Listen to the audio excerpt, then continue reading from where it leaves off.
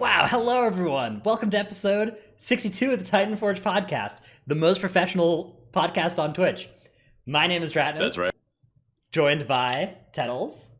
Yo, what's up? And- Hopefully my camera doesn't get scuffed in the middle of the show. If it does, then we turn it off. Yeah, if that happens, that one's not my fault. That's just been happening to Tettles a little bit in our practice, or in our professional practice that we do for our podcast every week. And then Trell is our other host. What up? What up?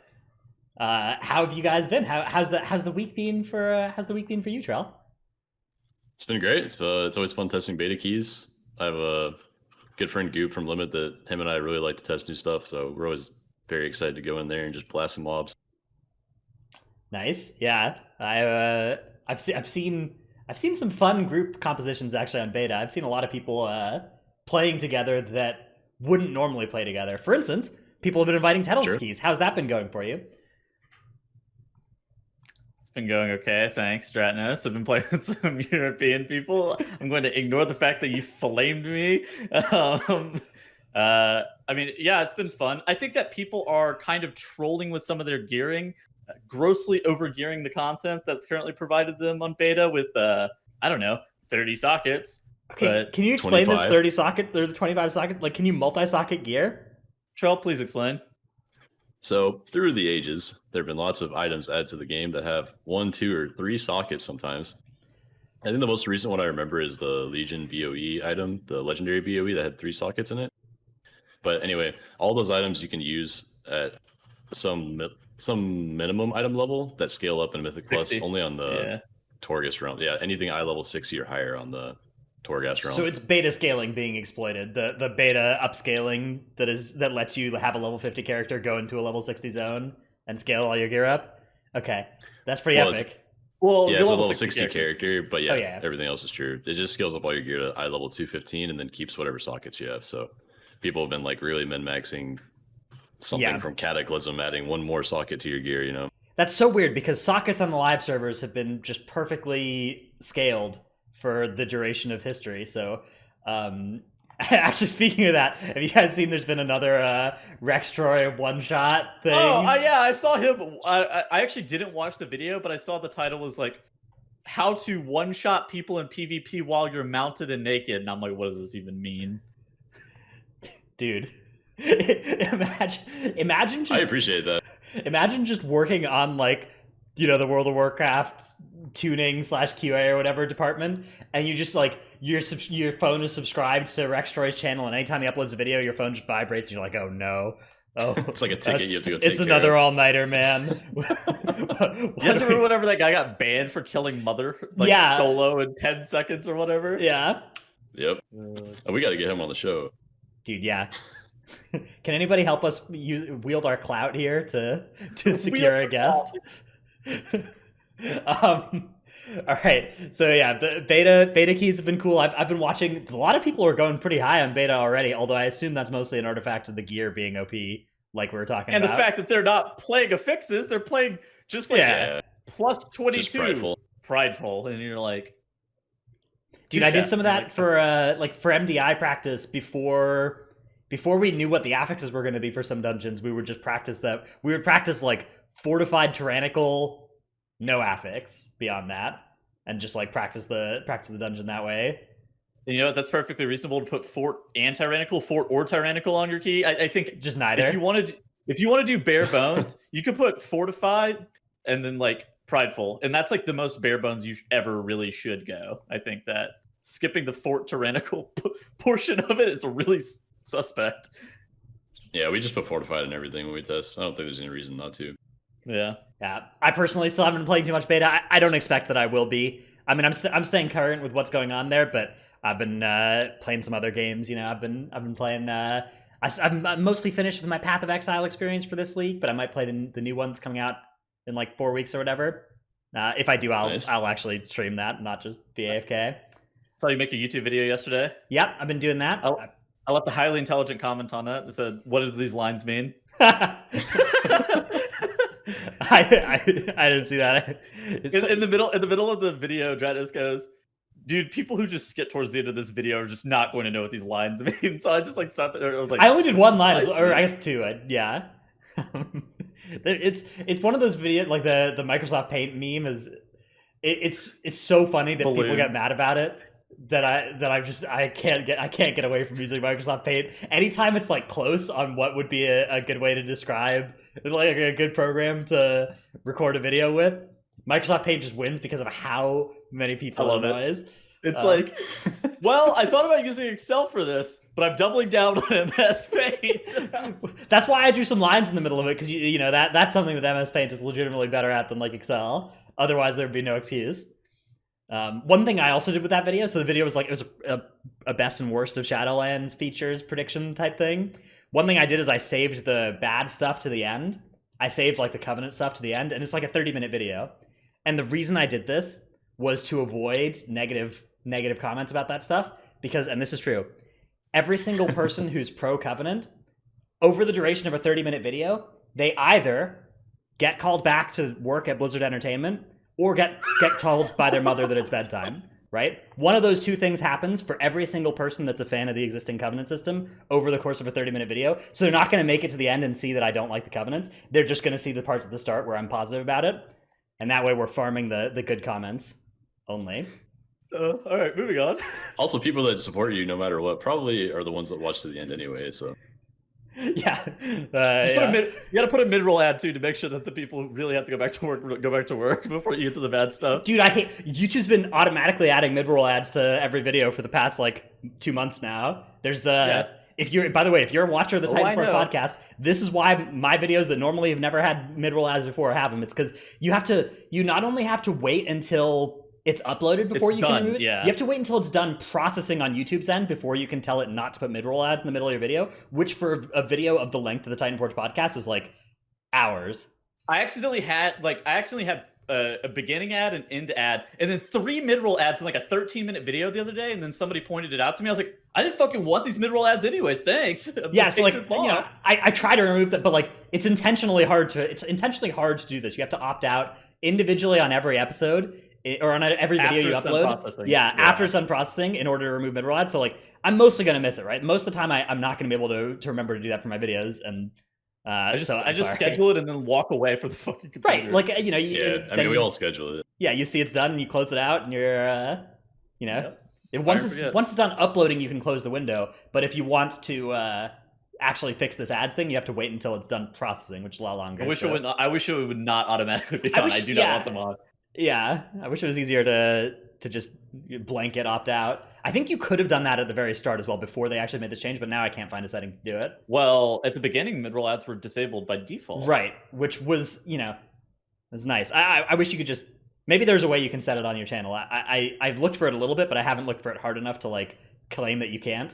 But I'll look into it some more, and then if you still can't, I'll be annoyed. But it's all just it's the same reason that all these things are like. Yeah, I mean, I swear, I'm not trying to put in fucking 10 ads in this random ass video. I'm not trying to get that much money. It makes sense though from YouTube's end, right? Like, you know, just changing something from an opt out to an opt in makes it so much harder to like that has a huge impact. You can like look at organ donor numbers per country, and like literally just whether it's opt in or opt out, you have the difference between like 20% and 80% organ donors in different countries, because like most people are just going to go with default settings. Dude, I'm serious. It's human psychology. It's just if you ever want to design something, can we move on? All right, can we have this organ donor conversation? We have a Shadowlands release date. We're opting into that one. Yep.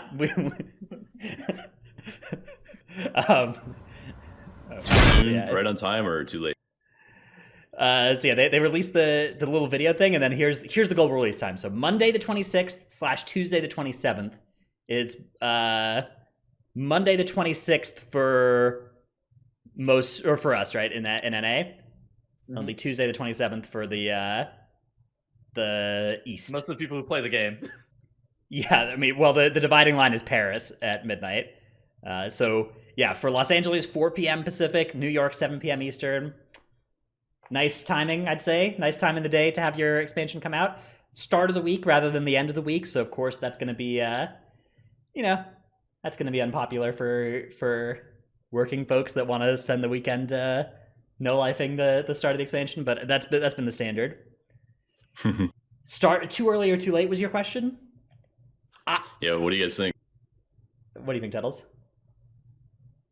I'm of the opinion that, like, so basically if they pushed it back at all, it would have to be after the first of the year. There's no real way that the expansion could potentially come out in November or December, just with how holidays end up working and how the developers like time and people who take vacations and whatnot ends up happening. So they can't really push back the release date very much at all. If they were to, it'd have to be into January, whenever the expansion would come out. So they're effectively pushing it back 3 months. I also don't think the expansion gets much better even if they push it back 3 months. Like, sure, there's some buggy parts of the game right now, but I suspect and hope that those bugs will be fixed by release regardless of what else ends up happening. But like the other stuff, I feel like a lot of the biggest problems currently with the beta cycle is that just like their fundamental philosophical arguments about how the game is going directionally, and those are not going to get changed in 3 months. Those would be the exact same. So I think you would get largely the same game even if you pushed it back 3 months, except it would just delay the start. Yeah, so there is, however, an argument about the raid release date, which I guess we can talk about as well. So raid release, yeah, we have that as well, which is November 10th for normal and heroic, November 17th for mythic. If you're in NA, that is a week. So the second Tuesday of Mythic week is the Tuesday of Thanksgiving week. So the second Thursday of Mythic is going to be Thanksgiving, and then that weekend will be Thanksgiving weekend. However, it's hard to find a raid release time in November or December that isn't going to cause there to be some week that's overlapped by serious amounts of holidays. I mean, their best case scenario, honestly, was the expansion comes out in August, like it has the past two expansions, right? Legion and BFA both came out in August. I feel like August is basically the best time for an expansion release. I really do. It really does feel that way. Yeah, I think so too. Yeah, because that lets you get your September raid, and then you're got the holidays while you're getting your tier, your first tier raid gear, and then first big raid comes out in January or whatever, and you're vibing. Yeah. Dratnus, you looking forward to casting the Race to World First over Thanksgiving? I feel like the Race to World First is likely to conclude by Thanksgiving Day. 17. I mean, it's like a week and a half, right? Uldir was. Uldir died on the first day of the second reset, which was the Wednesday. So Uldir would have finished before Thanksgiving. The Emerald Nightmare, Thanksgiving Day, right? Yeah, Uldir would have finished on the 26th if it launched on November 17th. Emerald Nightmare would have finished on the 18th of November if it launched on the 17th. True. So if you average that out, it's it's only a couple days. Did you just say if you average that out? Okay. Yeah. Anyways, okay. Look, there's a chance that World First will go over the Thanksgiving line, which I don't know. I mean, it's not that big. It's not like we're having big family gatherings anyway. I mean, you could, but you already have a good excuse to get out of that, right?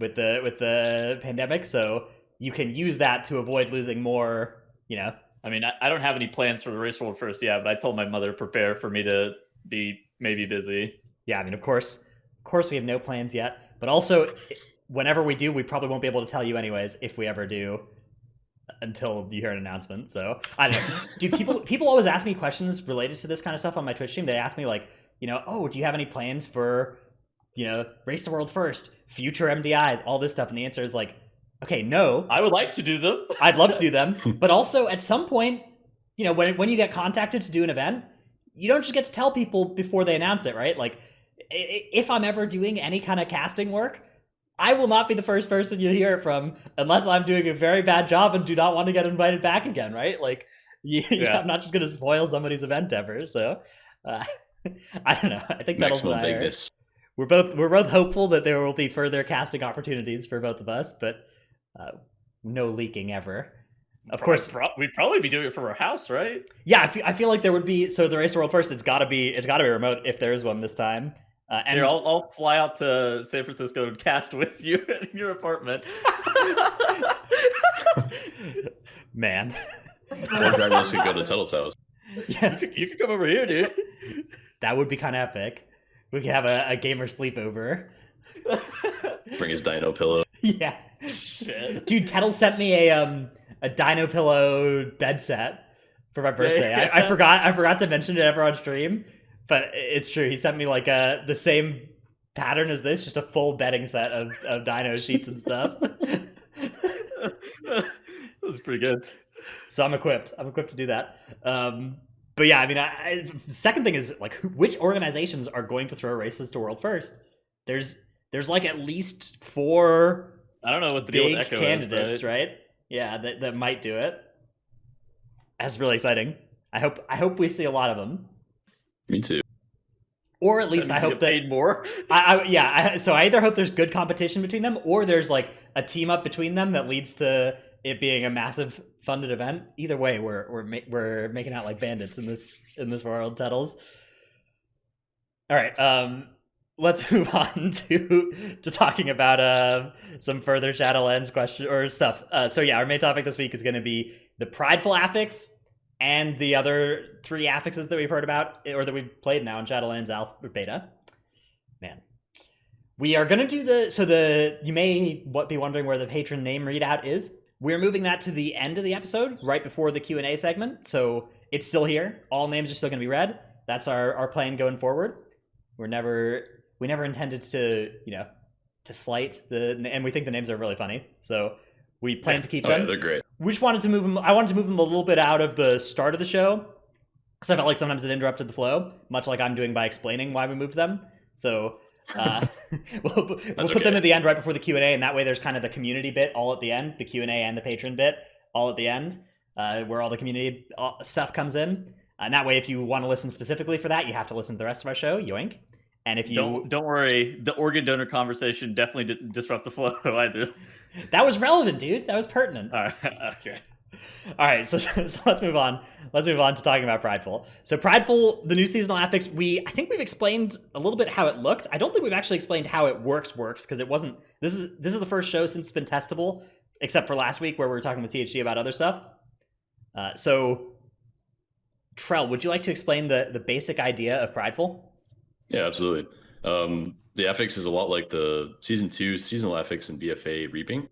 Every 20% count, you spawn basically like a mini encounter. And in this case, it's just one big mini boss mob called the Manifestation of Pride, I think. But whether or not you're in combat or not, the moment you hit 20% or 40% or 60%, this guy spawns. So you have to be ready for it. You want to plan around like finishing a pack and then spawning him barely with the last mob. That's typically the way to go with these affixes. And then either killing it solo or killing it with a fairly easy pack with it. But the big cool thing about it is that it gives you a 1 minute buff after you kill it. No, even if people are dead near, they changed it this week. If you're dead near, you still get the buff as long as you don't release. Mm-hmm. And what that buff does is it gives you 60% movement speed, 30% more damage, and like infinite mana for the whole minute, which is they also really, changed it really to give cool. you 30% more healing as well. Oh, healing as well. Awesome. Mm-hmm. It used to not have healing. There used to not be a healing component to it, but they decided that they wanted to add a healing component, that the mana wasn't just enough for the healer stuff. I was really surprised that they even gave the healers mana. I thought it was just going to be like a damage and movement speed buff. So I was like, oh, that's kind of sick that you don't have to drop infinite numbers of fish feasts now. But then they tack on mana, or they tack on healing power as well, which is nice. This mob is actually fairly difficult. Like once we're hitting the 17, 18 level near the end of its life, what it does is it ramps up damage every 2 or 3 seconds and hits the party harder every time. But it's actually getting pretty difficult to kill. I think people are going to have to plan some CDs for this and high keys, healer CDs, any like magic damage DR that the group has, you're going to want to use on this guy toward the end. But it's honestly like really cool. Like everybody would rather play beta keys with Prideful on them than without Prideful because they like the affix that much, which is, I think, the best possible sign for Blizzard that they need to design more affixes like this. Yeah, we were talking earlier about people taking all the affixes off their key except for Prideful, and they're literally just playing Prideful, no Tyrannical, no Fortified, no other affixes. But Prideful is legitimately more fun than not having an affix on the key, which, God, that's awesome. That is just, like, I feel like Awakened was like that, and Reaping was like that as well. And so we're now 3 out of 5 seasonal affixes. For the first time in history, we've got a majority of seasonal affixes being not terrible. Great. Yeah, so huge props to Blizzard for this one, I'd say. I'm really glad they didn't like skimp out on it. They could have done like a 15-second damage buff. They could have done like a 10% damage buff, you know. But instead, they made it a minute with 30%, which is really, really cool because that'll definitely like carry through an entire pull or like most of a boss fight on a high key. Well, they have to incentivize you to actually pull the Prideful mob. Like, okay, so right now the Prideful mob is skippable. Like, I suspect that will get changed because it's a fairly toxic interaction. It's not time efficient. It's not time efficient to play a Prideful mob almost ever because of how long it takes. It's a single target mob that you can very rarely pull into other trash packs. So the 30% damage that you do gain from that, even for a minute. Yeah, you would need to kill the thing within 20 efficient. seconds to be gaining off of that, which you don't. So it's, I don't know. I mean, I think making it so it's not skippable would be good because it is fun to kill and it's fun to get this buff. But I agree. If you have the option to do something unfun that's better, players will always take that option, right? Like that's the thing about the design side of things is that if there's an easy way to skip it, now in practice the way to skip it is like Shadow Meld, right? There's not. There's other ways. Okay, Theater Pain. You could wipe to it and then just like shroud through it. Okay, or that incurs a huge time cost as well. So that incurs a time cost. Theater Pain has these portals that you can hit. And if you get far enough away from the manifestation of Pride as it's spawning, he just won't target you and stuff. Yeah, it's tough. It's tough to figure out exactly how to handle that because there's a lot of ways that could be pretty toxic. If it's like if it just like perma global combats you and snaps to you at all times, then like you wipe and you start releasing and it just snaps to start corpse camping. Because that's annoying, right? You're getting corpse camped by the thing. But at the same time, I don't want people running away from it and shadow melding it off because like I think there's a little bit of responsibility that you should have to play it because it's fun, right? Well, yeah, I mean, if the fun gameplay pattern is killing this and getting the damage buff, but the faster gameplay pattern is shadow melding it, we will shadow meld it, right? Like we will shadow meld. We will shadow meld ourselves out of the fun of the game because we're trying to time the key. Even an option. Yeah. I hate that's an option. So. I think there's a way they could do it. I think it's a little complicated. They're gonna have to figure it out, but if you put it like boss combat where you could still release if you die, but you get still stealth and not drop combat, I think that would be ideal. I'm not sure. One suggestion I saw that I thought was cool was if you use the awakened technology of if they're alive, they port to the boss when you pull a boss. That could effectively force you to pull them. I like that too. I also think that it is skippable even without like some real big cheese. I think that like. So say you have a Vengeance Demon Hunter tank, and he's tanking the last mob that's going to proc your 60% Prideful. If he walks away and like kills it by himself, and the rest of your party's like really far away, and then he double Infernal strikes away from the mob, I'm pretty sure he's far enough away to not be in combat with it. They could do the reaping thing where it like global combats you on spawn at least. That could maybe help with at least those particular escapes. But yeah, I think it's gonna be annoying for mana, but yeah, that is a possibility. Trying to do like a long-term solution of a way that it actually, is kind of future-proofed against players coming up with different ways to drop combat. Like I do think though that just like porting them to the last boss when you pull the last boss if they're up. Yeah, I think that's actually the best of both worlds. That's what I said last week too, I believe. But okay, that might have been where I heard this from. It combines the awakened affix solution as well as having the fun about reaping. Spawning every 20%, which is like the best affix I've ever seen, honestly, if they do that. Either way, though, I mean, I don't think it'll be a huge deal as long as the meta isn't like if we can skip them in a couple spots, but not always, and or if we're 5 Night Elves, we can always do it. I think it'll probably be okay. But yeah, I think it goes from like great to the best of all time if it's never skippable. Yeah, if the MDI meta involves them skipping every single Prideful mob, I think I would be very sad. Right. Yeah, me too. Not even that would be a live meta. That would never be a live meta, but it might be. MDI pull where they kill like one Prideful and then just do a massive pull to 30% that spawns a Prideful during that pull because it's so huge, and then they get another buff for the next big pull. That'd be awesome. That's that shit. Yeah, although I wonder how much like the casual MDI viewer would see like the fact that the pull is so much bigger because of the Prideful mob and like just be like, oh, no, they wouldn't be able so to see it because of the Triple Hunter.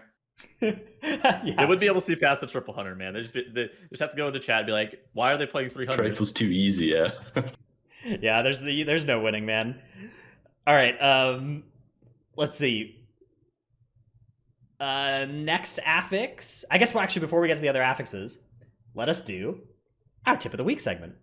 Trell, what is your tip of the week? All right, so I want to mention this every once in a while because it's crazy that this happened, but every taunt in the game, all 6 taunt buttons in the game have a taunt window that you put on the target that you press it on. It lasts 3 seconds, and the tooltip just says, like if you're a monk, it only talks about the movement increase on it, the 50% movement speed increase. Man, English is hard. But there's actually a hidden part of taunt, every single debuff out there. There's a 200% threat increase for 3 seconds. And Blizzard removed all those tooltips like a year and a half ago, I think. But they all still exist. And you have to like maximize your threat through that window. Like since people don't know it's there, they don't really use taunt correctly. But you should do it right before you hit a global with maximum threat. Like if you're going into a pull, you want to hit taunt and then shield slam and then thunderclap, rather than shield slam, thunderclap, then taunt, for example. Taunt and Crucible of Flame. Yeah, it's tough because like yeah, that's a tough. On the one hand, you have these split incentives in some spots, right? Like last week we were talking about if you're fighting 2 targets, you maybe taunt one and hit the other. But like, so that's the best way to avoid having either one fall off. But if you want to maximize your total threat, you're going to want to hit the taunt and then damage into the same target. And that, if you can afford that, will be better long term because you'll be generating more total threat. My tip of the week, I'm going to piggyback off of this, is so this taunt debuff and all other versions of it provide a fixate for those 3 seconds as well, which means that the target, even if they lose threat on you or even if they can't attack you, will continue to try to attack you for the 3 seconds of the taunt debuff. This is really important for stuff like Netherwalk taunting, like taunt and Netherwalk in combination, or taunt and bubble. People have, I've talked about Nether taunting in the past, and I get comments on videos where people are like, you can't do that, the mobs won't attack you because you're immune. They do attack you for the duration of the taunt debuff, though, and it's really powerful. You also have to taunt before you nether, right? Because you're not able to nether while yes. Yeah, taunt while you're nethered. And that's actually, for Demon Hunters in particular, you've got a pretty rough window there, because obviously you've got a little bit of a window where you can actually get hit. So a common strategy is actually blur taunt nether if you're trying to do this to maximize the chance that you're not going to get one shot, or step away for a second and then taunt nether so that you're not actually in melee range for any moment. These are probably the safest. Yeah, whereas if you're playing like a paladin, bubble can be hit first and then you can taunt. Most of the time you're trying to do this, you're trying to like soak a ability like the smash from Urgroth, Awaken Mob, or some kind of boss ability like Wasting Strike from Lord Waycrest. And in those cases, usually you need the cast to start while you have threat, but you don't need it to finish while you have threat. Like you need the cast to start while the boss is targeting you, but not finish. So it's important to have taunted already before the cast starts, even if you're a little bit early and the cast finishes while it's like even if your bubble falls off and the cast finishes, well, that'll cause you to die. So you actually do have a pretty narrow window there. It's also useful for things like melee swing timers for necrotic resets. So you can like watch. Sure. Like, it's only useful in like certain bosses or mobs. Right. It's like Volcall, maybe. Yeah. Volcall has a really fast auto attack, so your tank's gonna have a hard time dropping necrotic. If you see their stack get under 3 seconds, that's the duration of your taunt window, right? Just hit taunt and they will, they'll be fine. You can either taunt and run away, or you can taunt and immune. Or you can even just taunt and defensive for a lot of specs and be okay. It's true, yeah. I just think it's crazy. Like, I even looked on Wowhead and all kinds of sites to see if there was still any kind of tooltip out there that said there's a threat increase on every taunt. And there's literally no information about it anywhere because Blizzard just took it out of the game. But in logs, you can see, I think if you look at threat, that it still increases the threat. And I think that's like crazy for new tank players that they don't have access to that information, because that's like critically important. Yeah, it's definitely really big. And it's not clear what the best thing to do is in a lot of polls as well, like whether building the threat on the one guy or like using the taunt as a band-aid. It's tough because like taunt has 2 different important functionalities in those polls, right? It's like it's a threat increase multiplier on some mobs, but on other mobs you just need to use it to like save it from hitting your healer. It's also an ability to range pull mobs. Yeah, with a non-trivial amount of threat. And right? it's like an off GCD ability yeah. to pull stuff with. Yeah, taunt is just doing so much work, and you need to figure out which of those modes is the most important at any given time, because you're really limited on how many taunts you get to cast. Very, very good thing for tanks to pick up, though. All right, let's move on to Tettles' clip of the week. I got no explaining to do. All right, so this is this is the sanguine depths. This is right I saw after this live. Yes. This is right after I flamed the shit out of Dratnos too, so I really deserve this one.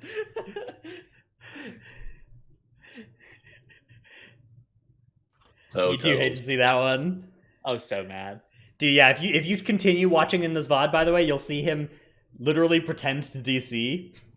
let's hit that continue watching. I forgot that I That's did right. that. Yeah, I I forgot that I included did that. that actually. I'm gonna hit continue watching. So yeah, That was good.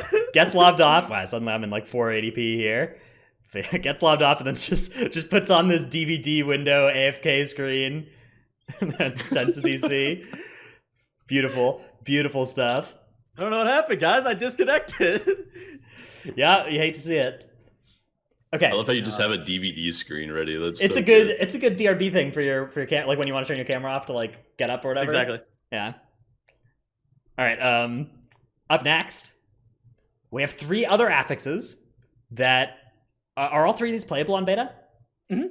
Okay, cool. Yep. So we've got inspiring, spiteful, and storming coming in, and skittish and teaming were tinfoil hatted by Squishy to be getting removed, and then confirmed to be getting removed. So big hats off to Squishy for getting the tinfoil map on like the removed affixes correct before it was announced. He like Squishy.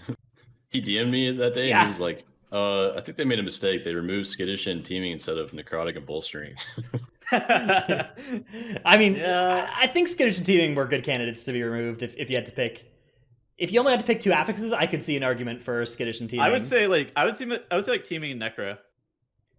I feel like skittish and teaming have a little bit less upside to them than the other affixes. Like in their worst case, they're less annoying, perhaps. Like people hate them less, but nobody likes skittish or teaming, right? Like skittish is not a fun affix to it's not a fun challenge to conquer, right? You never get to the end of the dungeon, you're like, man, I did it, I beat a skittish dungeon. Whereas you kind of are with necrotic. That's true. Don't worry, they added in storming, so Yeah. The new affixes have gotten a little bit less of a positive reception than Prideful has.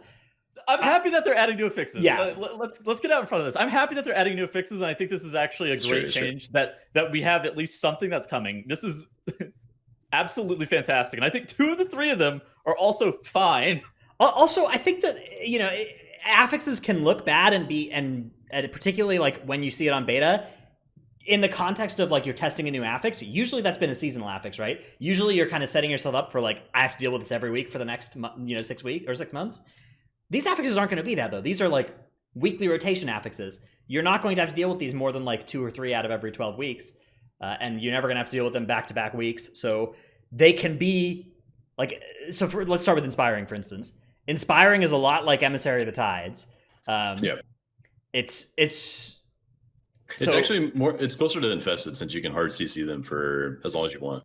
Mhm. Honestly, and even though it's like the tides and they prevent interrupts and CC around them, you can separate them easily. As far as I've seen, I haven't done every dungeon on inspiring, but I think Theater of Pain I did. Every inspiring mob was actually a controllable mob, and you could do the pulls normally and just pull them late, or like kill the priority target that casts and then pull it in. It wasn't too bad so far, at least. Right, so it's Emissary of the Tides, except for the Emissary is a pre-existing mob in the dungeon and is fully susceptible to CC, not on that 8-second thing like you were talking about.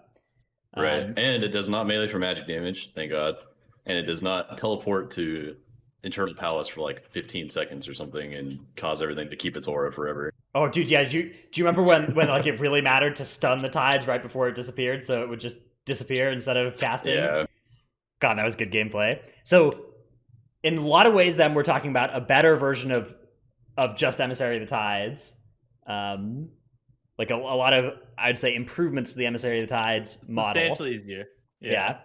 It also felt like not very many of the lieutenant mobs were like. Did you see any inspired lieutenant mobs, Trell? I played. I didn't in theater. That's what I was saying. I think it was on all good mobs so far. Yeah, I played in a couple dungeons as well. I played in like the other side. I didn't see any lieutenant mobs that were like just god awful. But I think I played in Mists as well. Everything was CCable there. Yeah, one difference I guess from Emissaries of the Tides is going to be that like you can't. in a lot of cases, you're not going to be able to like ring out the tides and pull the rest of the pack and stay out of combat because these are like linked mobs with packs now because they're in the packs themselves.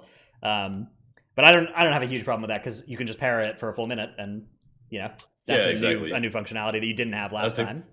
I think there's more ways to take care of it than there were with Tide. So honestly, it's like Infested. Not too bad. Like Infested, you have the play pattern of like fighting 3 inspiring mobs all at once, right? Like CC1, kill the pack around it, CC1, kill the pack around it, keep the CCs maintained, CC another, kill the pack around it, and then fight 3 mobs that all at once that have the inspiring aura. And that's I think this is potentially a best of both worlds case of Tides, Emissaries, and Infested, because I think that play pattern from Infested in a couple of spots in BFA was actually pretty great. Like in parts of Freehold, parts of the Underrot, where you're like, trying to figure out the play between like, do we CC infested mobs or non-infested mobs? What can we set up here to get a nice efficient pull despite this restriction? I think that Inspiring is actually going to be okay for most instances. I think for a couple that's going to be like really rough. Spires of Ascension and Necrotic Wake are like the ones that stick out in my mind of they're just like a lot of mobs that you have to kick with regular frequency. I do think that it's also going to slow you down because like having to play like Tritonus just said with those tactics of like how you're controlling everything like that. It's just always going to innately be slower. Yeah, definitely potentially. I think there's definitely going to be some instances. Hopefully this is not a weekly rotation on like which mobs. I don't think they would, dude, because it's not a seasonal affix. Yeah. As long as it's the same mobs every time, I think people will find a way to like keep the pulls, the same number of pulls, like just chaining into it late after you kill the priority kick target, stuff like that. Sure. But it is definitely possible that you have to add 2 pulls to the dungeon because of it. You're right. Yeah, so it may not be a push week affix, but I don't know. It's not impossible to play, right? I think that's more of the point, is that it's not just totally inhibiting. All right, Spiteful. This is a rough one. Whenever any mob dies, it will summon a Spiteful Shade, which has a flat amount of health that scales with key level, and it loses 8% of its health per second, and it does nothing but melee very hard. Currently around 2 to 3 times the melee damage of regular creatures in the dungeon, which is scaling with key level, so just like regular damage in the dungeon does. And it can be crowd controlled with stuns, slows, and knocks, but not other stuff, right? The other stuff is it's not. No, you can banish it. I've cycloned it before. Yeah, you can do a lot. Okay. They're aberrations. So Cyclone's actually a really good idea. Yeah, Banish and Cyclone are both like the best. That sounds biz. So it's like 6-second CC, and then out of that 6-second CC, then they just like go away pretty quickly because they only last for 13 seconds in total, and it takes like 2 seconds to get them cycloned or banished. So yeah, those are actually really good ways of being able to deal with them.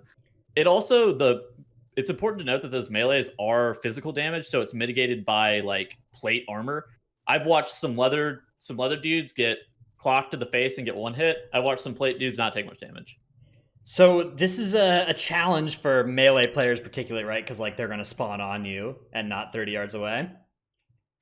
Everyone can see them per chat. Everyone can target them and CC each other's basically grand illusions. They're like, the only problem right now I think is that they're not clear who they're going to fixate until you see them like physically moving out of the pack at a ranged player. But if you're a melee player, you're not sure until they just hit you. So I think that once people have weak cores for it, it should be better, right? Yeah, I think Blizzard should actually improve it a little bit and like add a red line, between them and their target, make their movement speed like a little bit slower so people have a moment to react. Give them maybe ramping movement speed where it like, over the course of their life they start zooming. I hate that. Shut up. That would make it harder for ranged and easier for melee at the same time, which is that's the problem with the affix right now, right? Is that it's unbalanced in terms of melee versus range difficulty. No, I also think that people are really bad at playing around it. Right. I generally lend it to like.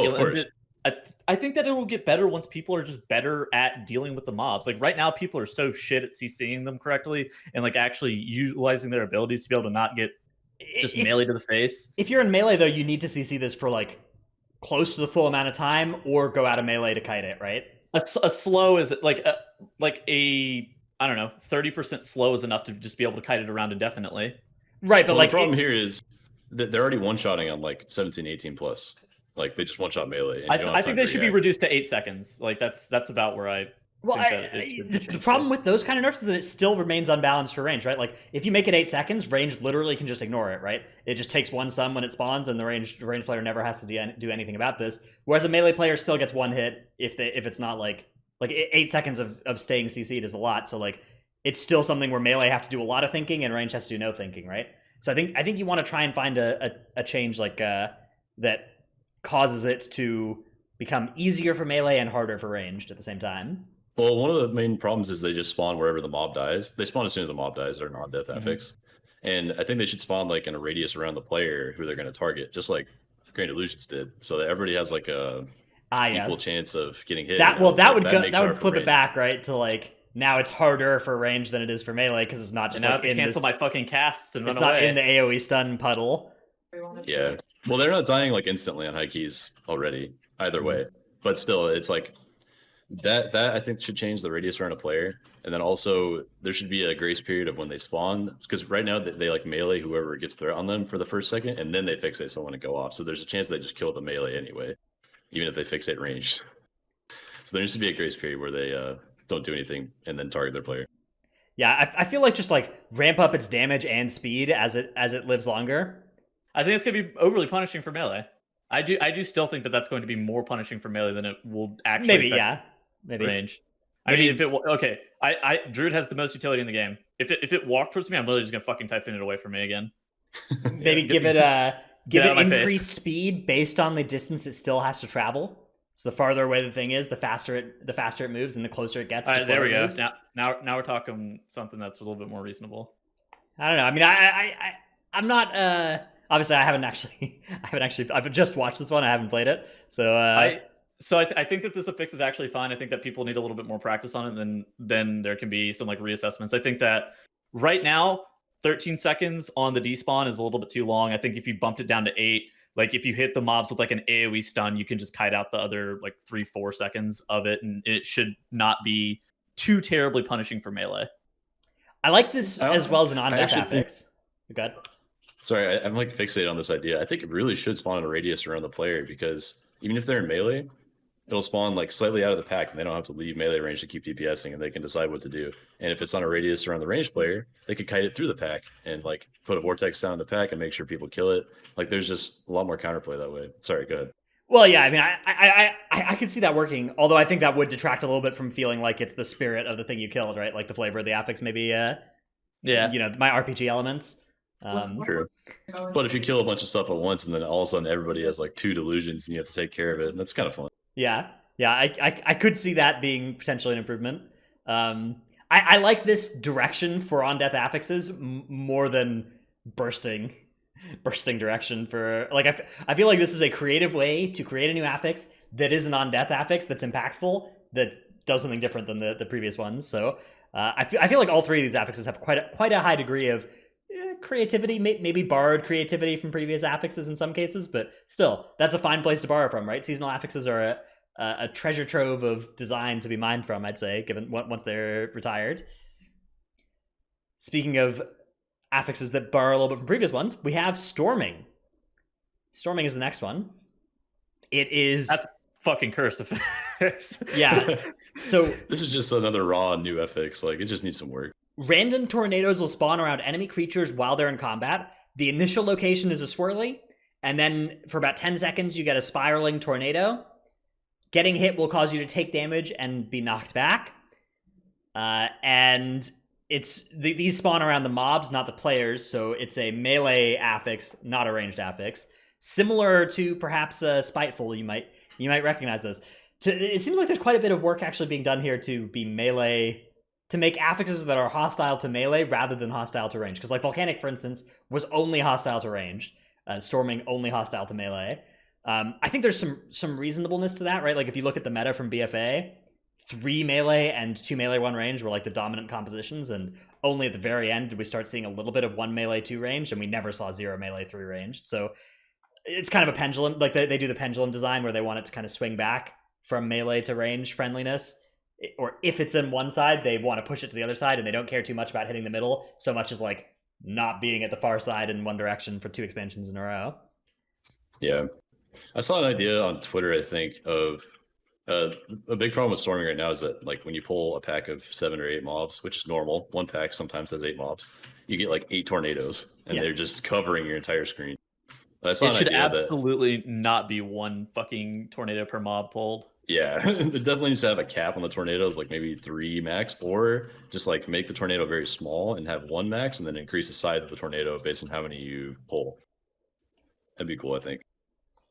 Also, they should just make them smaller in general and easier to avoid, but also remaining a slight challenge. Yeah, so people are mostly concerned with this one because it's like it feels overtuned, right? Yeah, it just seems like too much for melee. Whereas Volcanic, there's definitely some good counterplay. This is obviously a mirror of Volcanic for melee, and I think it should be the same kind of concept for melee. Yeah, I definitely, much as I loved the first room of King's Rest, dodging those tornadoes, I don't know. Dodging 2 of them in the King's Rest room was hard enough. Dodging more is a big challenge. Dude. Also, it's worth noting it's not so bad when you can move the whole pack easily, but places like Spires have tons of casters and you just can't move the packs hardly at all, or Sanguine Depths where everything like plants and throws stuff at you, throws research or whatever. You just can't move those mobs very easily, so you have to deal with the tornadoes where they are. But it really felt like a non-affix in Mists, for example, where you could just move wherever you want. Interesting. I wonder if that's something that they could or should fix. Also, Tettles, your camera's being. I'll turn it off. No, it's fine. I see that too. You can turn it back on if you want. I was just letting you know if you didn't, so you could try and fix it. I can't fix it. I can't fix it. This is so sad. I don't know how to fix it, man. My name is Tettles now. F. Oh yeah, dude. That's swap positions. All right, turn it back on. Fixed. Oh, fixed, dude. Poggers. All right. What do you think about storming, Tettles? I just think that it like what Trell was saying about the kiting issue. I just think it like traps your melee in like this kind of a bubble, and it also does just way too much damage. It should absolutely be focused on the disrupt more than the damage component to it. Like because right now it does, I don't know, like 60% of your HP if you get hit by 1, which is a substantial amount. It should be really focused on the disrupt, not the damage. And I just think in addition to that, like having 1 tornado per mob that you have pulled in a pack, like it should only be 1 tornado, like period. Like, and it can be a bigger tornado for however many mobs you have pulled. It can even get bigger if you really want it to.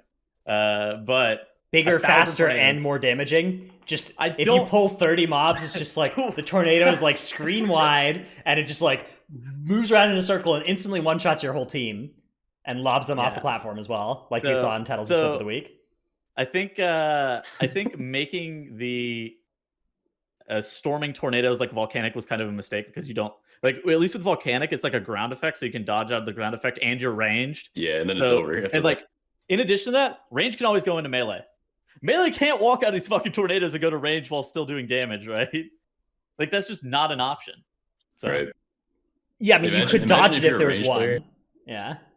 If Volcanic was like storming, imagine you're sitting at range fighting a pack with like 10 mobs in it, and then all of a sudden Volcanic spawns and a ring around you like it does on live, but instead of like the normal size, they're like 3 times as big. So they're just all over your character, and then after they go off, they start spinning in circles. Yeah, you want to click on that tweet, Dratnus, that I just put underneath the storming thing? Sure. Let's go take a look. This is the exact embodiment of how melee are whenever storming week is occurring currently. It's actually just so trash, man. The first time I played it as ranged and got hit by it too, I was like, wait, I just got hit by that trying to walk into melee. I was like, that's a good thumbnail, Tettles. Good job. Yeah.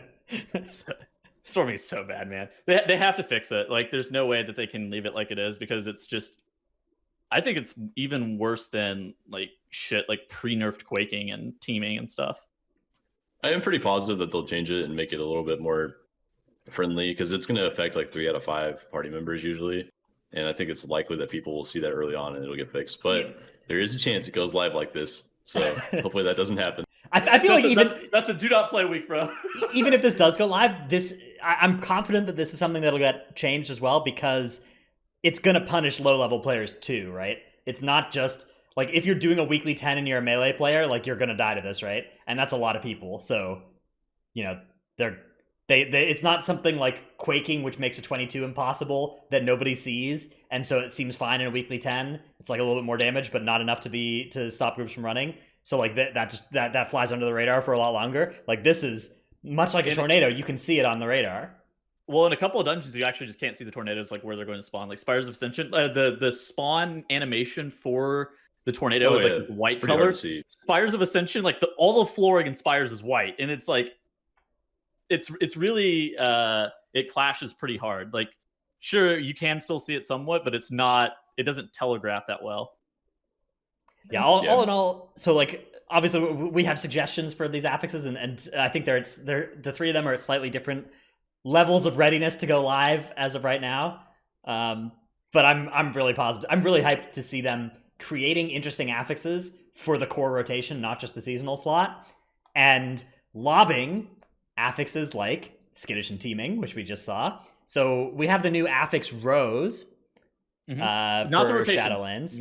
Not the rotation. This is that graphic is not the rotation. It just shows you what's on the level 4 row and level 7 row. Right. So Inspiring and Spiteful are going to be on the level 4 row, and Storming is going to be on the level 7 row. Which Spiteful Storming. The level 7 row has that weird distinction of still being the row that has like a lot of this is the row with some really hard affixes, and then also Volcanic and Quaking on it, which are like the softballs, the freebies. And level 4, I'd say, is a little bit more well balanced between difficulty. There's a bunch of on death fixes on the level 4 row, right? Yeah, they wanted to keep, I think, all the on death affixes on the same row, which is sensible to me. But notably, we now have 4 out of 6 being on death affixes instead of a lower ratio. There was 3 out of 5 or 3 out of 6 in BFA that were on death. So the majority of weeks are going to have on death affixes if these are evenly balanced between the weeks, which I assume they will be. Can you imagine Spiteful and Storming on the same on the same dungeon? Like, if that was a rotation, man, it's just like, okay, so you get the Spiteful mobs that spawn on you. You want to walk away from them, and then you just have a wall of tornadoes behind you, and you're like, guess I'm gonna die. Guess I die. Yeah, one melee. That's I mean, they're definitely, it's definitely harsh for melee. The thing about melee as well is that melee are also already without affixes. It looks like stuff like Moonkin and Warlock are. Like, Moonkin and Warlock already looked good, damage-wise, right? Like, damage profile-wise for Shadowlands, Mythic Plus.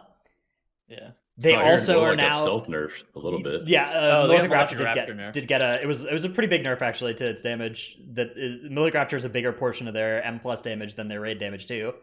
But... So, yes, that definitely does hurt, but...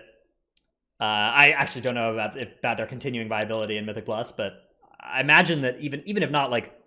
Even if their damage is no longer at the top, previously, right, like in this beta cycle, stuff like Moonkin, which still is, their damage is at the top, and they have they're at the range for these affixes, and they have the banish for the Spiteful mobs and the Typhoon, the Vortex and stuff. It seems like the stars are really aligning for Tettles here on his and Soothe for Raving and Typhoon. For yeah. But Priest and Hunter both look really good as well. Like, I actually think Shadow's utility is getting a little bit of the Stonks treatment too, with Mass Dispel and Bursting, like we're going to talk about here in a second. Ooh, yeah. So we do have we've talked about these changes before, but they are also definitely pertinent to this discussion. The other affix updates, Bursting, yeah, like you said, magic effect, dispellable. Shadow Priest, welcome to the party. Welcome to my key group, Shadow Priest. I'm gonna whisper some Shadow Priest friend on Bursting Week, and I'll be like, "Hey, how's it going?" And they'll be like, "Wow, how the turntables have turned." The turntables have turned. How the spinning plates have fallen. And Trell Green. That wasn't my camera. Man. Damage is now flat from Bursting as well, which love that. Love the I love the affixes being tuned such that they're like Bursting was such a pain in low level keys in scaling wise. So I think that in general, moving things towards scaling with key level rather than not is a good way to go. Volcanic also like that, and also knocks people up. I really lame. like this change as well. It's lame, and it makes me feel like an idiot every single time I get knocked up. And that's like, what it should do, though, right? Like you should That's dodge right. the volcanoes, right? Previously, Did you see, the good move was to not dodge them, and now it's to dodge them. Well, previously I made the decision whether or not I get just bark skin and get hit by it, but now I just never get hit by it because it's annoying. I actually got out of the Necropolis and Necrotic Wake. Just by volcanic boosting. Yeah, dude, I've been watching a lot of speedrun content over the past couple weeks on YouTube, and volcanic is absolutely the kind of thing that I imagine could let you skip parts of dungeons. Yeah, like clicking through stuff. I bet there's ways to get over invisible walls with volcanoes. I feel like there has to be. When they spoiled this, I speculated about it, and I'm glad you were able to make something work. Then like two-seaters through it or some shit. Like I bet there is some way to like really troll something. There's actually, I already can think of a spot in Theater of Pain, the wings that you go through to get to the boss of each wing. The boss is like at the beginning of the wing there, but just like slightly elevated. Like I'm sure you could jump up there with Volcanic and like go activate the skip for the portal area. I'll have to try that at some point. Holy shit, you're right. I bet you can. And it's like Druid and Demon Hunter are probably like Moonkin and Demon Hunter are probably the best because Demon Hunter has their own wings and Moonkin can wild charge and flap while in the air to actually have control of wherever they're going. So yeah, and you can just reset the boss and go hit the orb they added this week. What a meme, man. Sanguine is having its duration reduced to 20 seconds from 60. That's awesome. This change. This is on the level of the quaking change of like, yes, this will still punish you for doing Sanguine wrong, but it will not just like continue punishing you for the next year. For the next trash pack that you try to pull. This is a beautiful, beautiful change to the affix. Love to see it. Grievous is now flat instead of % health. I think also cool change there. Added functionality. That's actually really overtuned right now. Grievous is incredibly hard, even with 1 stack at the moment. Okay, so in theory, this is a good change. Maybe change the flat number, but changing 2 flat from % is we're vibing. Bursting is also overtuned in terms of damage that it's doing by the flat amount. But again, it's like we were saying, the flat amount is overtuned, not the change of the functionality is the good part of those. Right, like you just change one number and it works, right? Grievous has new functionality. Non-periodic heals now remove 1 stack of Grievous per target as well. This is just taking out just a massive middle finger and aiming it directly at Restoration Druid. Just being like, to be honest, though, I like that. For stuff like Word of Glory. So Word of Glory removes 1 from everybody, right? Yep. Atonement. It feels pretty good still? Yeah, Atonement still does. Like, just having Atonement on someone just keeps their stacks at maximum 1 stack of Grievous. But honestly, it does feel good to cast Vivify as a tank and like remove someone's stack. Yeah, I like that. I think that's cool. I'm not convinced that Atonement should like a dot tick while Atonement's up feels to me like a hot. It feels to me like Shadow Word Pain ticking and removing a stack from everybody. I would maybe be okay with it if it was just like Smite Atonement healing. Like Atonement healing caused as a result of pressing 1 button. But like the fact that just like any Atonement transfer is removing a stack, on the one hand, like that feels bad. On the other hand, Disc Priest could use an expansion of Grievous not being a living hell for them. So it's not the end of the world, I think, if Disc has an easy time with Grievous. It's pretty toxic right now for the exact reason that you just said. It's like they'll have a tone on everybody and then they'll penance and it just removes every single stack of Grievous off the party. Like, right, because penance is like 4 instances of Atonement healing. Exactly. You're like, what the fuck? Yeah, but they'd have to actually top the player's health bars to remove that last stack. So actually, when they penance, they just keep everyone at 1 stack. Okay. It is actually so overtuned right now, though. Good call. on an 18, 1 stack of Grievous was ticking for like 8k, and people have 30k health, so it's like a third of their health. So it's the old Grievous, except it can stack up instead of being able to stack up to 4, it can just stack up to 16, and it gains 4 stacks per go. Ah, yes. Yeah, basically. Barely. I'm sure they'll tune it. That's only on a 17, and right. it keeps scaling. You just get to a high enough key, and you're getting 1 shot by a Grievous tick or like a 1 stack. Ah, yes. That's a Rex Troy video right there. And then Explosive now appears slightly farther away from enemies that summon them. Okay, seems reasonable to me. Yeah. Their developer note on that is good. Their implementation of it is bad. It spawns, okay, if you're at max melee on one end of the mob and the explosive spawns on the other end of the mob, you have to like literally just march over to the explosive to be able to hit it. It's like, I like the direction that they're going with it. Maybe slightly different implementation of how to make explosive not terrible. Maybe give him a larger hitbox so you can just hit him from 10 yards away. Or I was whatever. thinking not classify them as totems and have them just immediately shoot to the top of your fucking target frames. But dude, I my favorite thing about every different UI is solving the problem of where the hell are my explosive frames going? Because like sometimes they're just sometimes explosive nameplates just do weird stuff. And I like them at the bottom, personally. Sometimes they fly in one place, sometimes they fly in the other, sometimes they're just interspersed, and you're just like, what is happening? Yeah. I like them at the bottom because I think the worst explosive pull is like the first pull Toligor with everything. And if they're at the bottom, they're always in the exact same spot on your screen if you're looking at the pack. Whereas if they're on top, they'll like be at varying heights because the mobs will die or like come in closer to each other and stack higher. But that's just a random tangent. I'm they just need to be like totem coded units so that you don't just immediately jump to the top of your frames by default. Or just turn off nameplates for explosives. Just make it so you have to actually click on the glowy ball. Yeah, all right, bro. That I feel like I feel like that. Or you just make your melee like actually use the mobility cooldown to be able to go fucking into the explosive. That's also cool. Make them charge the explosive across melee range. What I really want to see is a storming explosive interaction. Like, okay, like have you ever heard of Sharknado, where if a shark gets hit by a tornado, it gets picked up and becomes super deadly? So like if an explosive gets hit by a storming tornado, it just gets picked up, and now you have like a red fire tornado that does both. And you can only hit the orb if you're carrying. yeah. The Covenant specific explosive orbs I'm still all about.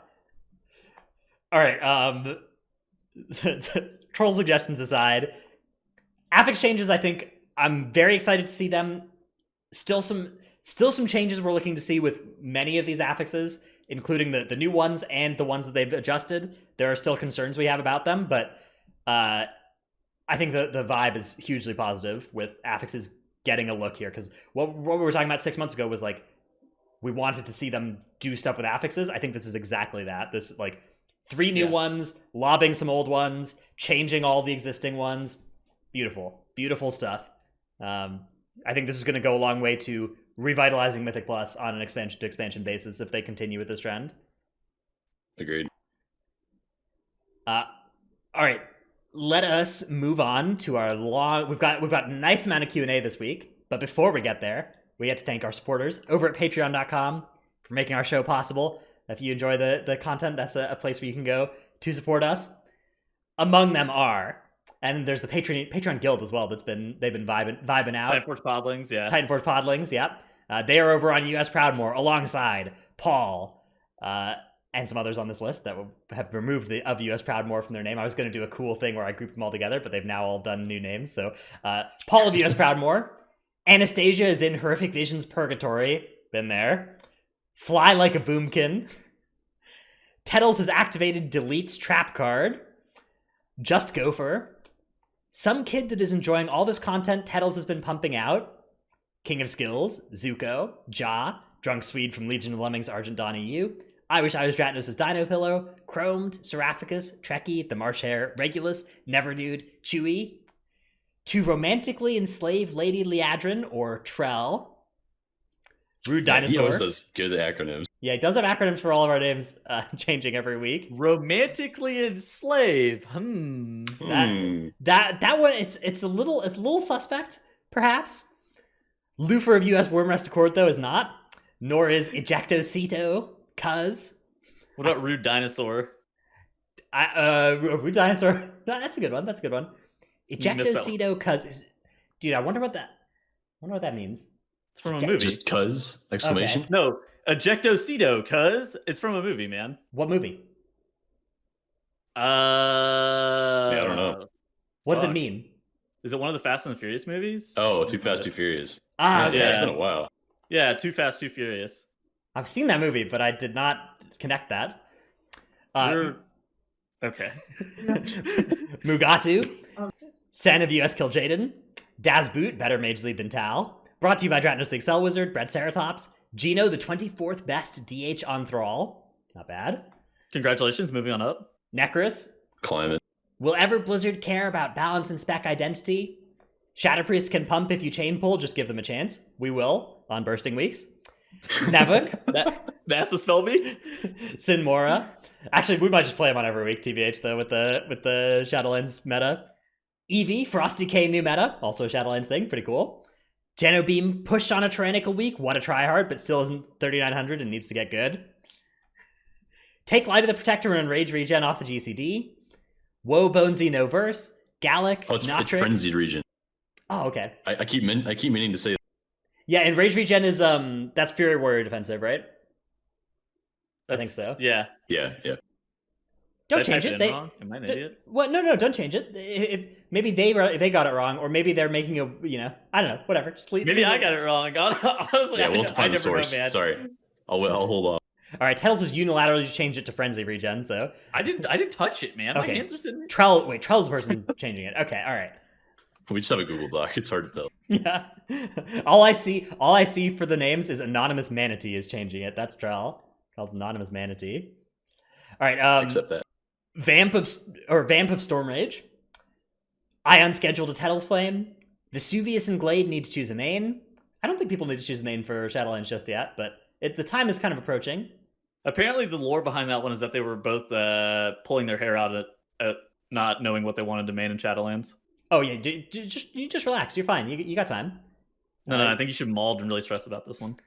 Like the Oh, only yeah. reason to be stressed is if you need to level something, and you need to pick what to level now. But besides that, like if you've got leveled characters or if you're willing to buy a boost whenever you do decide, there's not time pressure on this. It's okay. You can wait until pre-patch and even try stuff out in pre-patch to decide what you want to play. Also, I wouldn't look at it as locking yourself in for the whole expansion. You're just like I think the best time to pick an expansion long main, if you do that, is after the first tier. Like play the first tier on just whatever, and then if you want to play something for a whole expansion, pick it after the first tier, because that's when you'll know more about how they all play and what's good. Anna's long forgotten unsocketed boots. Oh no. Oh no. That's unlucky. Dude, I played like 5 dungeons this expansion with a 9 haste gem in a character. Like an old cataclysm or mop gem in a character. What the? Why? Why not just buy a new gem? I didn't know, dude. I literally just socketed a haste gem. It looked the same, and it was a mop gem. Prop Paladin is too strong to stay in the meta for long. Die Meat, Yep. Monk got a blue post, but wait until next week. Sync, OCE Podling, but I agree on the blue post. Oh yeah, the blue post actually was pretty funny. It was basically like, "Don't worry, we're actually working on Monk, but we haven't done anything yet. Just wait." That's all it said. Fair enough, right? Like, I mean, some specs have to be the last ones to get changed on beta. I think I'm an Yeah. idiot. I'm pretty sure it was just supposed to be OCE Podling. I think I forgot to get rid of. Okay, I'm an idiot. Hold on. Anyways, I think. Oh, the blue post was from Diamond's last It was week from thing? No, it was from his last week. I think I forgot to remove that part. Hold on. All right, well, this incompetence brought to you by Tuttles. Xylic, Anubara should swap Feral in Shadowlands. And that's it. That's the end of our patron list. Thanks all for You your called me support. incompetence, but you've called him Dimeat 2 weeks in a row, and it's It's Dimat. Dimiat or Dimat? Yeah. Dimat? Okay. All right. I'll get that next time, maybe. God, we were so professional with this. This just ends. I'm so good at this. We're so good. Let's move on to our Q&A segment. Our first question comes from Anil Karas in Discord. Will rogues... Wait, is this Alcaraz? Is the N here a typo? Yeah, I think so. Okay. Yeah, because I know Alcaraz. Alcaraz is a name I read a little recognize. Yeah. That's the guy who makes the M+ subcreation, right? Yeah, subcreation, yeah. Yeah, love that site. Okay. Will rogues be mandatory for M+ again in Shadowlands Season 1? Thinking about stuff like That's a good skipping with Shroud. No. By and large, not. Sub-Rogue does super stupid amounts of damage right now, and their priority damage is pretty good, like it historically has always been. So I think Subtlety is very strong in of itself, so they may end up being meta because of that. Are they going to be meta because of skips again? The answer is probably not. there's going to be some dungeons like Necrotic Wake where you're going to be just, I don't know, 55% overcount. But by and large, dungeons are most of the time okay to where you're not going to be largely overcount like you were in BFA dungeons. I actually disagree, but only from a future perspective. I think that there's going to be so many new ideas and slightly better routes every day because it's a brand new season, brand new expansion. Nobody knows the dungeons yet. I think having a rogue is actually invaluable in season 1 because there will be a skip that you want to try all of a sudden, like any random day, and having a rogue might make that possible, you know. But the word mandatory here, like you're not going to be going 30% over count anymore just by holding W and walking straight to the dungeon, except for in like 1 or 2 dungeons. Yeah, right? so I expect like, the other side and Necrotic Wake are the only ones that come to my mind of like, holy fuck, why are we so overcount? Sure, not mandatory, but yeah, I agree. I think maybe like most top groups will probably contain a rogue like they did at all BFA. Yes. Right. The only reason I would see that not being true is if it's so hostile to melee that you played through a ranged group. And if you're doing that, then rogue will be off the list, obviously. One nice thing about rogue as well is that rogues are a good way to get access to Necrolord for Necrolord skips in Plaguefall and Theater Pain. Or for not for skips, but for the Necrolord Covenant locked abilities. Right. There is Warlocks can also do it, right? Warlocks also can Necrolord. Affliction and Destruction locks can and do. But if you're not playing with one of those, Rogue I think is one of the few good ways to get a Necrolord into your group. Brewmaster might be a good Necrolord class. It could be Kyrian as well. I'm not sold on it yet, but it's possible. Kyrian I feel like is one of the other ones that's hard to find as well. So being able to be good at both of those, yeah. Resto can, okay. Yeah. So people also aren't utilizing Engineering Belt or Invisibility Potions yet as well. Right. So like people aren't doing that in beta, but That's like true. Those will be good.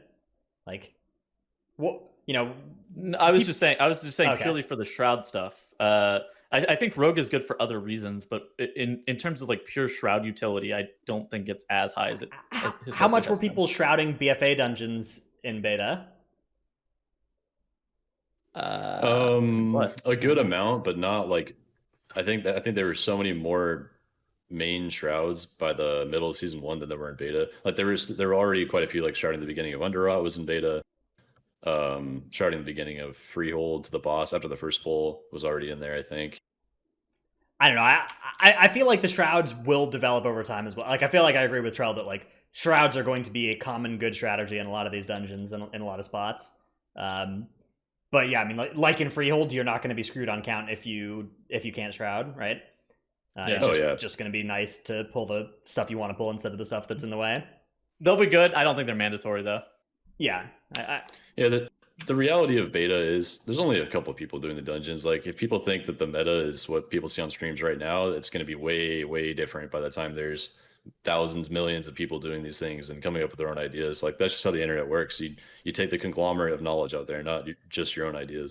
The season 1 meta as well is also primordial, right? It's also just like people playing season 1 is where you figure out what the meta is for the expansion. By everybody testing everything and seeing what's good. That's the process. That's the thing. Favorite part. People always like they're like, why don't you give the off meta specs a chance? You know, why don't you showcase the off meta specs and like give them a chance to prove that they work? But like that is the reason the meta develops is that chance is given to every spec, and the ones that get through it. Like there's sometimes stuff that's missed, and some like it takes people looking back or playing a spec in a new way to make it clear that it's actually good. But like the reason the meta specs are the meta specs is because all the specs were given a chance, and those were the ones that did the best. And that process happens a little bit in beta, but mostly in season 1. So, and then continuing every time there's changes. All right, next question comes from No Name in Discord. How do I look for a new cutting edge guild for Shadowlands? I'm looking at trying to find a new one, finding it a bit daunting. So you're looking for a guild that is currently cutting edge, and you want to join it for Shadowlands and continue being cutting edge with them. Yeah, it's a tough time actually getting into a guild at the end of an expansion, because like the amount of guilds around kind of contracts over time. Guilds die and then form up at starts of expansions as well.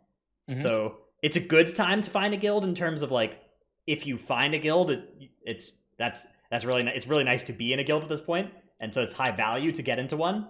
But it is also tricky. It's challenging to get into one for Shadowlands at this point, There are some though. There are roster openings on guilds as a result of people like quitting at the end of BFA, but I don't know. For the most part, most rosters and most cutting edge guilds, I'd say, are pretty I would fuller say than just average. open up WoW Prog, Yeah. and then you click next. Like you select your region, and you click next until you get to the level of rating that you want to be at, and then you look at the guilds at that level where you want to be, and then you just click on their WoW Prog. You open in a new tab, you see what their application requirements are, and you look at what they're recruiting. You just fill out an app and you just ship it, and you see if they respond to you or not. Yeah, you look for. I would open 20 tabs, close all the ones that times don't work for me, and then look through the guilds and close all the ones where they're not recruiting my spec or whatever, and then after the tabs that are still open after that, then go to the next 20 guilds and do that again. WoW Prog is typically kept the most up to date for guild recruitment right now. Is against Raider.io? Yeah, people are boomers and still using WoW Prog, man. I don't get it. Raider.io is definitely a nicer system in terms of features, but the recruitment features are maybe one advantage WoW Progress still has. There are some things that WoW Progress has that Raider.io doesn't yet.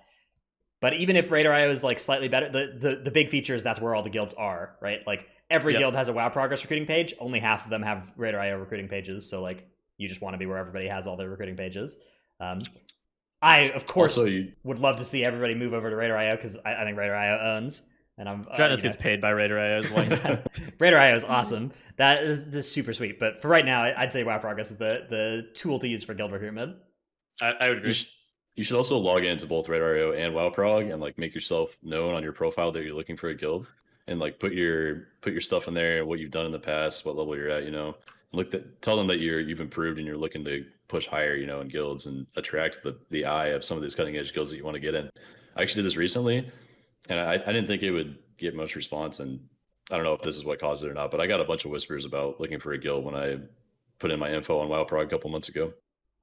Yeah, don't be afraid of completely if you're somebody who has a reputation for being awful at the game, or you ninja'd an item 5 years ago and you're still blacklisted in all top guilds, just rename your Discord account, your Battle.net account, rename everything, get a second shot, and you might get a shot at guilds that would previously have just blacklisted you for they're for past transgressions like those.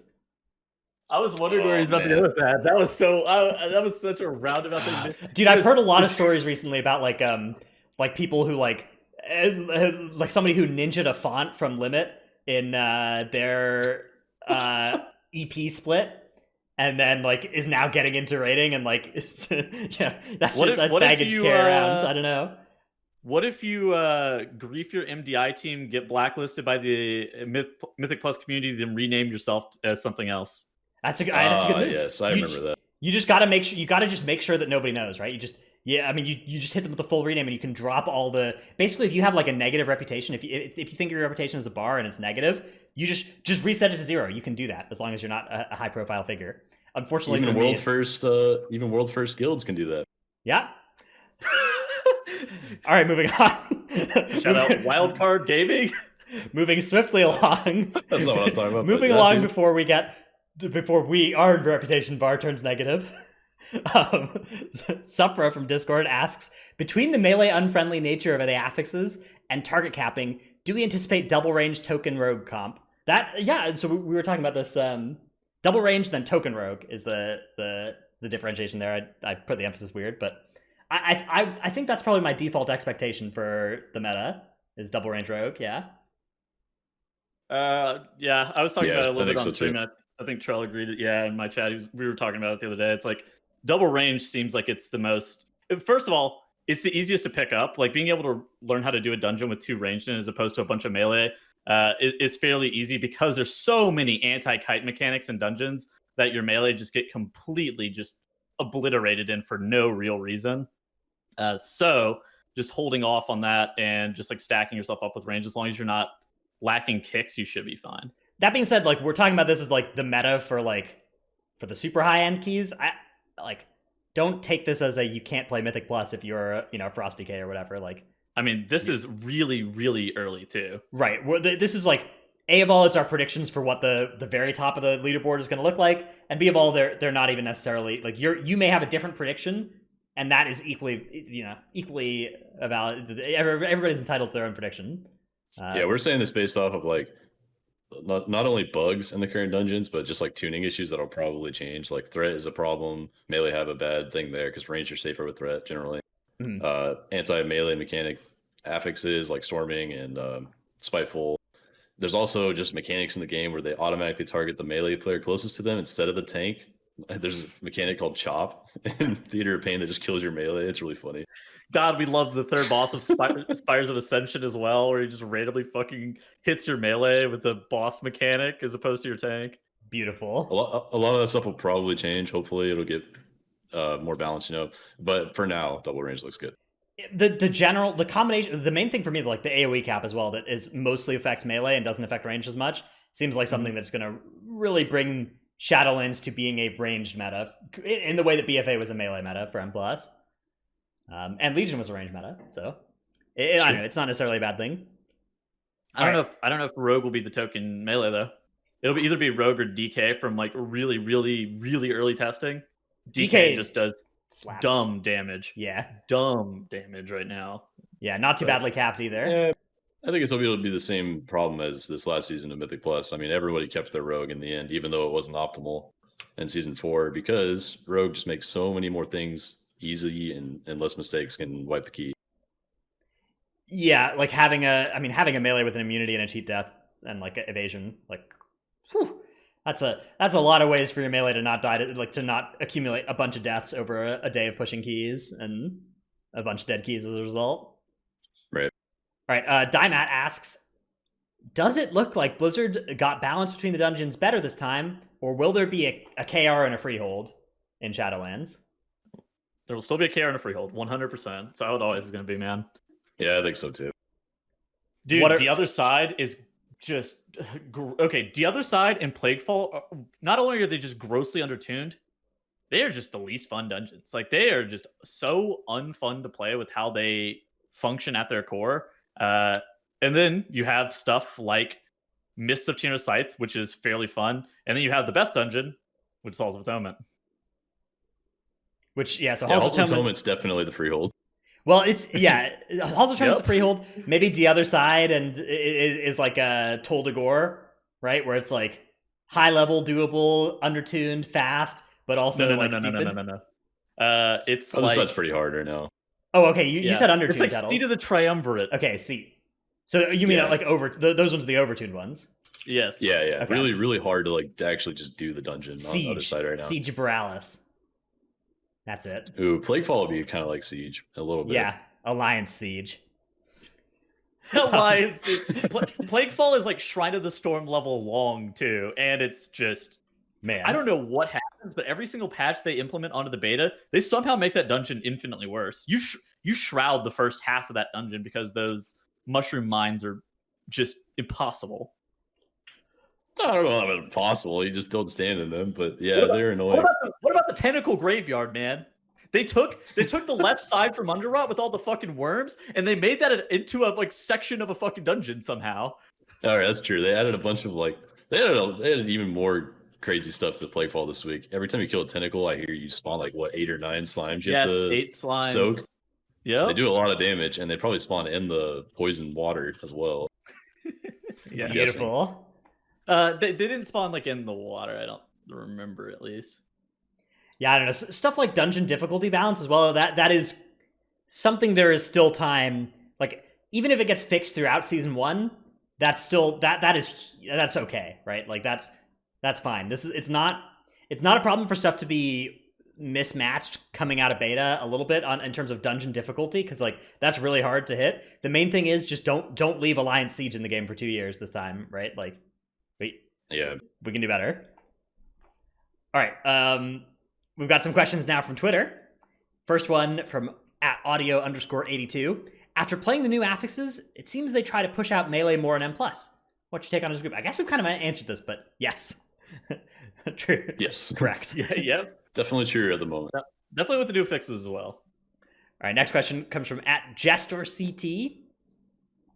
If I wanted to finish out BFA learning different roles for Mythic Plus, which spec would be the easiest for each role? And they've subdivided DPS into melee and range. So tank, melee, range, and heals. And which spec would be the easiest to pick up each of these in M+. I think that's a great question. I think a lot of players will see the current Mythic Plus meta and be like, I want to do that. And the easiest way is to definitely like learn the FOTM roles at that moment. I think like the FOTM specs of each role are the ones that are easiest to do in most situations and keys. So like Prot Warrior for tanks, you have an easier time picking up threat than any other tank. You can have an easier time living with proper gear than any other tank usually. And then like BM Hunter is the FOTM for range, right? Which is I think fairly easy to learn personally. Yeah. You said easy. You're talking easy in terms of like to get into groups. I read that it's easy to learn and to play. I think it's easy to learn and to play. I think that's what they're looking for as well. But I mean, Trell's making a good point where like Prot Warrior is easier to play in that it's more forgiving to mistakes because by pressing Thunderclap you have generated threat. Like you don't have that problem that Vengeance Demon Hunter has of like if you press 9 out of 10 good globals you don't have enough threat. Like you need to press 10 out of 10. Yeah, even if in you addition play to that, perfectly, 12 you'll out of lose 10. threat. Yeah. The ease here is that you're able to get into a group very seamlessly because there's going to be That a as little well. friction because you're playing something that's flavor of the month. I mean, whenever I read this, I was thinking he's talking classes, so I was thinking like Guardian Druid, Havoc Demon Hunter, Beast Mastery Hunter, and then I didn't really know a healer. Like Holy Priest is the easiest healer to like heal on, but I wouldn't ever recommend playing that in Mythic Plus. So I wrote Resto Druid, but Yeah, I do think that they're splitting the difference a little bit between the two things you're suggesting. Like I think as well for ranged BM Hunter, I wouldn't classify that as like learning ranged in M+ really because BM Hunter's just a melee that has a real long melee range. Like you don't have to learn how to cast and stuff like you do if you're True. Like if that's something. Why I think it's the easiest range because you can still do all the range jobs, but have a really really easy time doing it. Depends. Yeah, so it depends if you're trying to learn how to like actually play any of the other range though. I would pick something that actually has a cast bar. I'd pick something like maybe not Fire Mage level, but just something that has some cast times in there, like Frost Mage or something.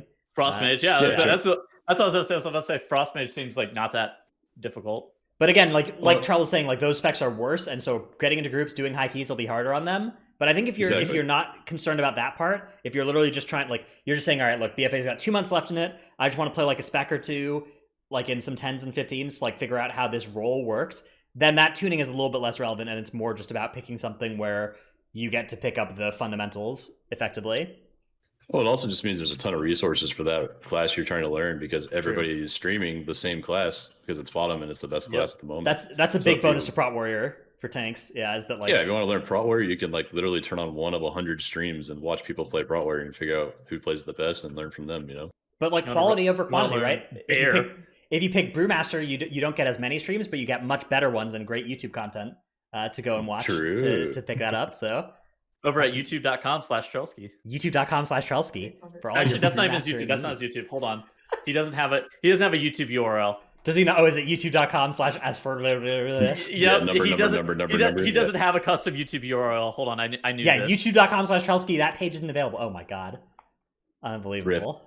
This is so sad. His YouTube channel name is Trelsky, I guess. Yeah. It's okay, guys. I literally just upload my VODs. YouTube search Trelsky. All right.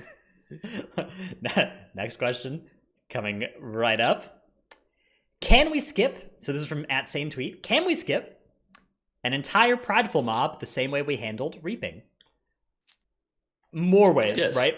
There are more ways to skip Prideful than there is Reaping because it doesn't global combat on Bull.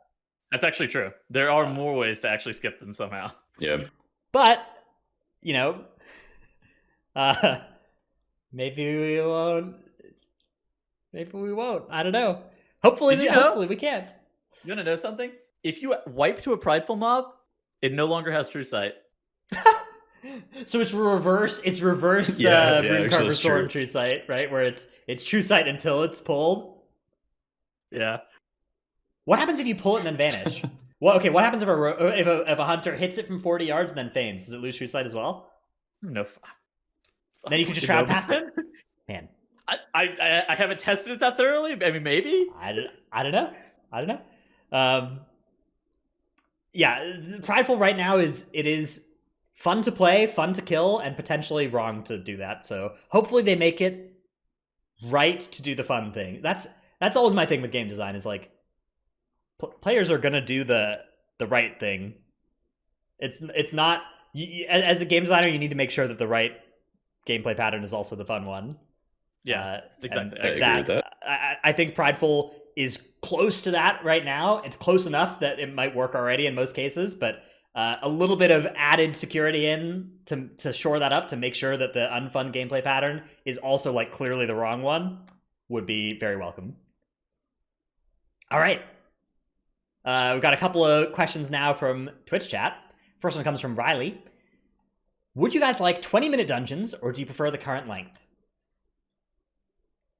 So I like 20-minute dungeons. Really? Okay. I prefer the current length, but that's also because I'm a no life without a job and like not very many obligations except for going to school and like streaming on Twitch and making YouTube content. So I don't really care too much. I could see like the real strong appeal of 20 to 30-minute dungeon ranges as opposed to the 40 to 45-minuters, though. Yeah, 20 to 30 is a better way to put it. I like it because not only is it just like what Tuttle said, I have less time, so I like the shorter dungeons, and I don't have to have quite as much knowledge as for those as like the 40-minute dungeons. But also from an MDI perspective, if every dungeon is like 20 to 30 minutes, that means the MDI run of that dungeon will be like 10 and not 20 like a King's Rest MDI was for quite a while, you know, which makes practicing for it a lot better and actually playing it more consistent as well. Makes the viewer experience worse, though, because you have more ad time and more breaks in between matches, but like you have the exact same amount of ad time and breaks in between matches, but you have shorter length matches, so the viewer experience is worse. Well, but if all the dungeons are short enough, they can like up the keystone level a bit and to bring the length up a little bit.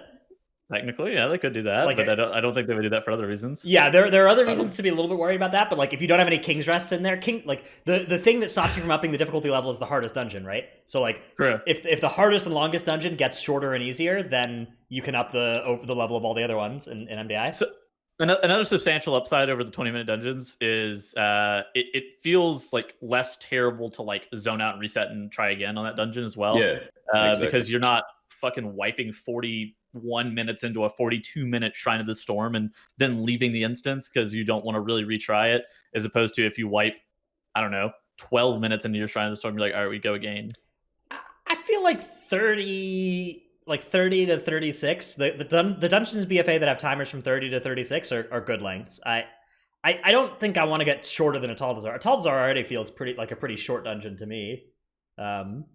I don't. Souls was really fucking short. Yeah, I don't want to go back to Maw of Souls lengths. And I think one important thing as well is I don't want an expansion again like Legion, where there are some dungeons half as long as others, like Maw versus Halls of Valor type length differentials. Because I think when you get a Mythic Keystone, those Mythic Keystones should be pretty comparable to each other in terms of like what kind of time commitment you're signing up to. I suspect Halls of Atonement may be a 24-minute dungeon before the end of it all. Like that dungeon is so. Like either that or they're going to have to increase the amount of trash you need to kill by like 50%. Like I don't know how. And at that point, it's like, I don't even know where you get that much more count because you're killing a significant amount of the mobs in Halls of Atonement just generally. And that dungeon is being done on just stupid high levels right now because the timer is 36 minutes, but you could even have like 40 deaths and still time it on a reasonable level. Arcway, I missed you. Do you remember the 42 death Arcway? At Hippos Are Neat. At Hippos Are Neat. During MDI. Yeah, in MDI. I think there was a King's Rest that had more deaths. There may well have been. I remember watching some hour-long King's Rest in MDI. I was awake for that King's Rest. I was there. I was at 6 a.m. Ah, yes. Was that the last match of the day for you guys, or did you have more after? No, oh god. So you were just waiting. There were going to be 2 matches after. The team that won that series though forfeited their next match. I was like, oh, thank fucking god. and then we just had to play the finals, and we just got to late. I was like, oh, fucking god. I think that was the King's Rest with the clip of the Prot Warrior speed potting, throwing the 5-pack, and then immediately jumping off the bridge. Dude, so the speed pot, run forward, hesitate, jump off. Yeah, it's one of those things where like we've all done boneheaded stuff that like looks that stupid on the replay, and like that's not the thought process. But like when you watch it again and you ascribe the thought process to it, you're like, oh my goodness, this is funny. I in our clip of the week, I literally fucking got knocked back the wrong direction, immediately disengaged off the ledge. I'm like, oh, like if you had that from like a third person POV, you just watch it in real time. I'm sure that looked just dumb, I was- like so dumb. It appears this chicken yearns for the void. All right, last question from Dippin' Dots in Twitch chat. Is Might dedicated enough to day raid on Thanksgiving like Pop-Tart Corn Dog? Oh god. 1, no, we're never day raiding. 2, no, we're not raiding on Thanksgiving either. We've already said that we're probably going to reschedule that. Yeah, I actually don't know Nice. what our plans are for that, but I'd be down for a nice D-Gen Turkey Day raid. Turkey Day raid. Dratness, we're going to have the Race to World First to cast, big Dude, dog. whatever. I'll just tell them work around my raid schedule. Here's my raid schedule, and it's just All day? it's just like I just hit them with like a world first level raid schedule, and they're just like, oh, are you racing for world first level? I'm like, no, we're racing for US We're 8th, just man. trying to be like that, okay? Yeah, the race for world 35th. All right, My guild just doesn't raid on Thanksgiving, so we're good. We don't raid on Thursdays. makes sense. Yeah, it's interesting actually how much the WoW meta, like what percentage of WoW guilds raid on Tuesdays, right? Because Tuesday's the reset. It's like 90% of NA WoW guilds guilds. NA guilds raid on Tuesday, yeah, and for EU guilds it's Wednesday, right? Yep.